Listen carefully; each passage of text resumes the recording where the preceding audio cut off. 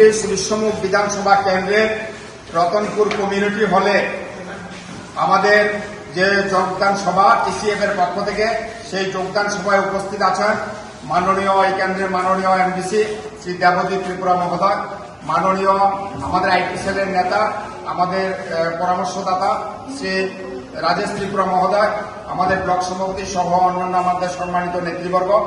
আজকে তাদের হাত ধরে 15 পরিবারের 66 জন বাঙালি পুরুষ এবং মহিলা, বিশেষ করে বিজেপি দলের থেকে এরা আজকে পিপরামথা দলে বিজেপি দলের কাজের প্রতি বীতশ্রদ্ধ হয়ে পিপরামথা দলে যোগদান করছেন এবং আমাদের এমডিসি সাহেব ওনাদেরকে আমাদের দলে বরণ করছেন। তার মধ্যে উল্লেখযোগ্য, আমি সংক্ষিপ্ত আকারে কিছু বলছি। এই 15 পরিবারের মধ্যে উল্লেখযোগ্য আছেন সুভাষ দাস, যিনি ডাবুরছড়া 17 নম্বর 18 নম্বর বুথের শক্তিকেন্দ্রের ইনচার্জ, যুব মোর্চার মুখপাত্র এবং বুথের জেনারেল সেক্রেটারি। 2016 থেকে 2018 পর্যন্ত বুথ প্রেসিডেন্ট। এক কথায় ওই এলাকায় বিজেপির যিনি জন্মদাতা, যিনি বিজেপির ফাউন্ডার মেম্বার। আমাদের মধ্যে আছেন ধনেশ্বর মজুমদার, প্রাক্তন মেম্বার সিপিআইএম দলের কাবুরছড়া পঞ্চায়েতের।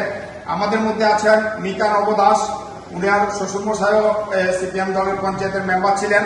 আছে শিপ্রা দাস, যিনি যুব মোর্চার কার্যকর্তা। তারপর আমাদের অন্যান্য যারা আছেন সহ টোটাল আমরা বাকিগুলি নাম আর বলছি না বিশদ আকারে। এখানে 15 পরিবারে 66 জন আজকে টিসিএফ পরিবারে পিপরামথার পরিবারে যোগদান করছেন।